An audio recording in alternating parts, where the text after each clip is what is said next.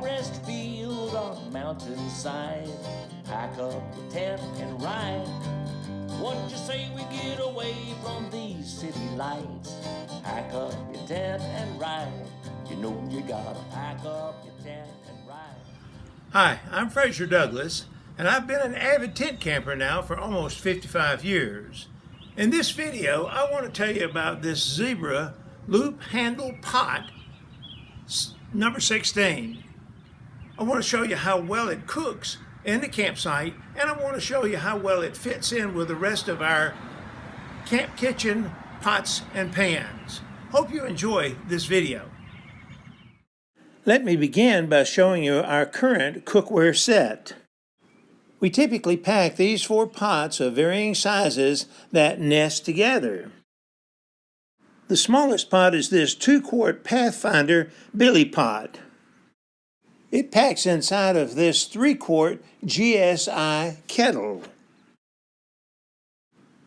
These 2 pots pack inside of this 4-quart graniteware stew pot.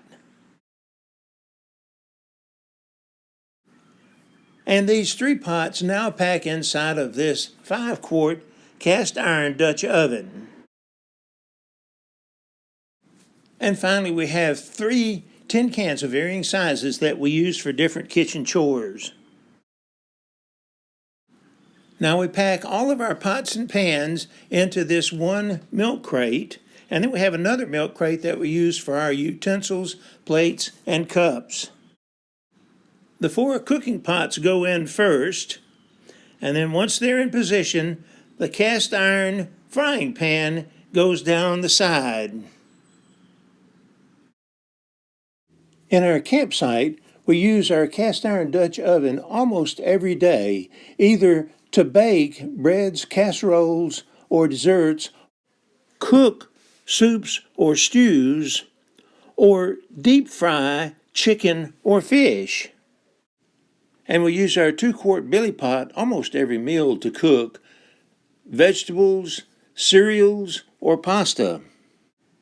We also use this 3-quart kettle when we need to cook additional pasta, cereal, or vegetables.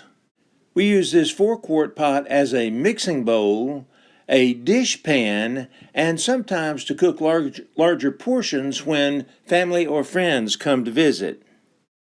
Now, let me tell you a little bit about billy pots. Billy pots, billy cans, or just plain billies emerged about 170 years ago as a popular outdoor cooking vessel in Australia. For more information about their history, please watch my YouTube video on billy pots/bush pots posted about 5 years ago. Since the 1850s, these pots have become extremely popular among outdoorsmen throughout England and Canada, but they are much less well known here in the United States because outdoor outfitting stores here in the United States seem to be overly focused on lightweight cookware desired by backpackers and seem to ignore heavier pots and pans preferred by most good cooks that can be used to stew and simmer foods for long periods of time without scorching. I first heard about these billy pots about 5 years ago and have since learned that they are very popular among outdoorsmen in Australia, England, and Canada.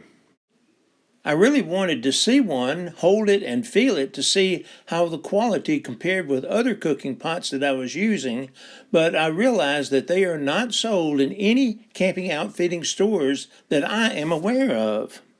And so I decided to buy a size 16 and see how it compares with my 3-quart kettle.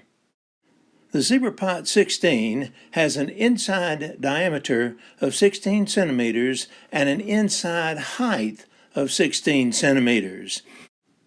In other words, they're 6 1/4 inches wide and 6 1/4 inches high.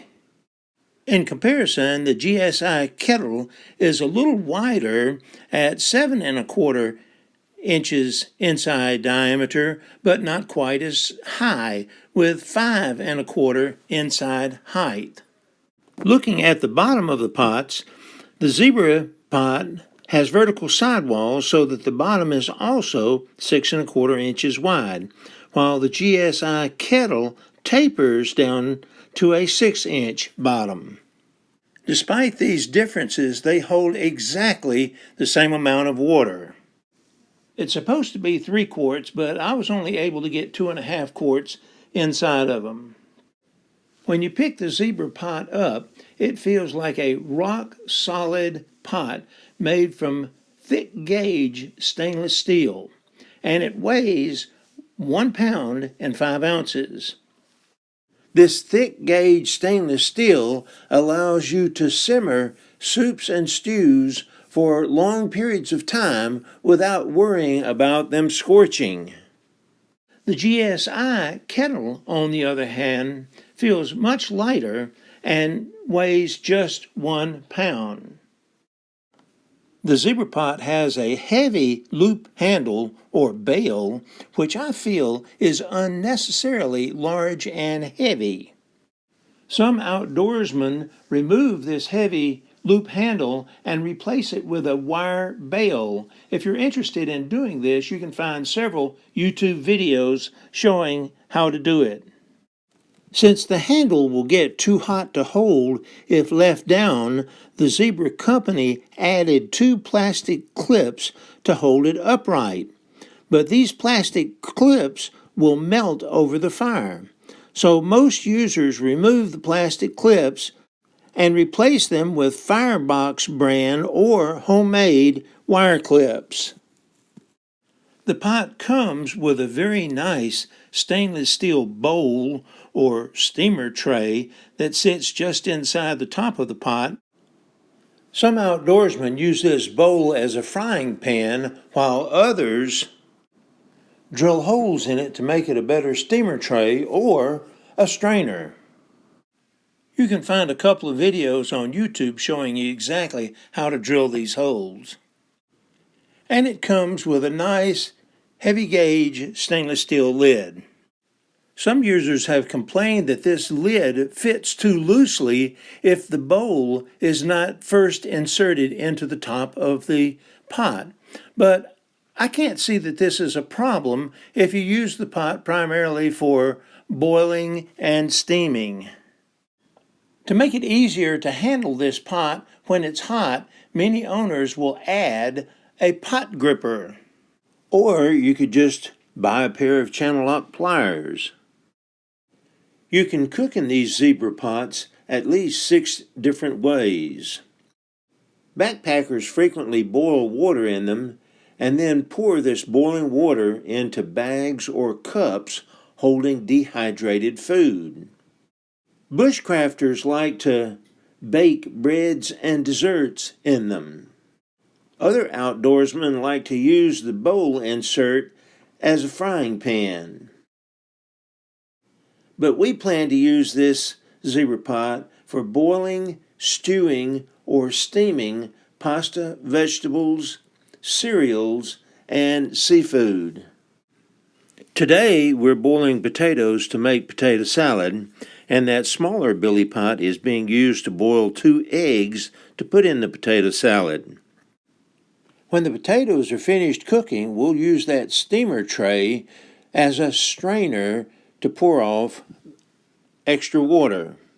In the future, we plan to cook grits, oatmeal, spaghetti, macaroni, carrots, beans, corn, broccoli, asparagus, soups, shrimp, fish, and other foods in it.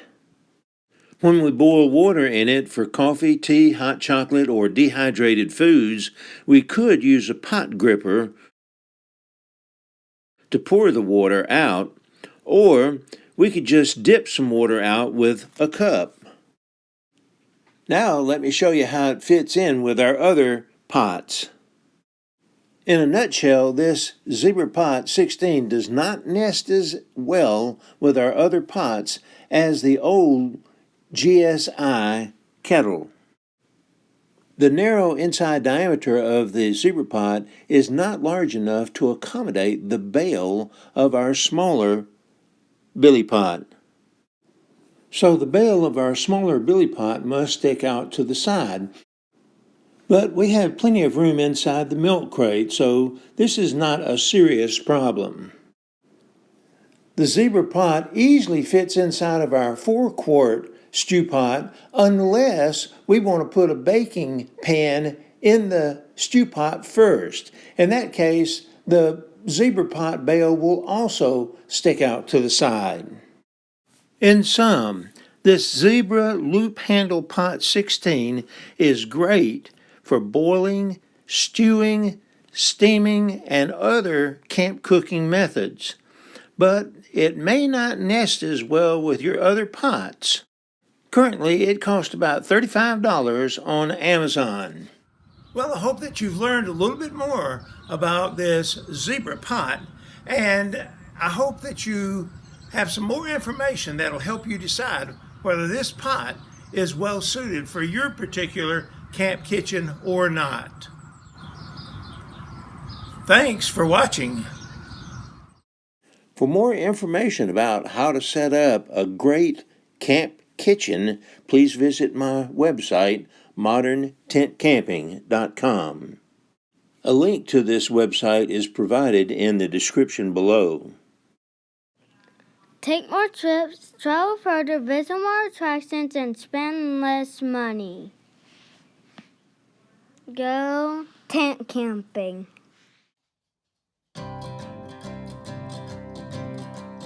Forest field or mountainside, pack up your tent and ride.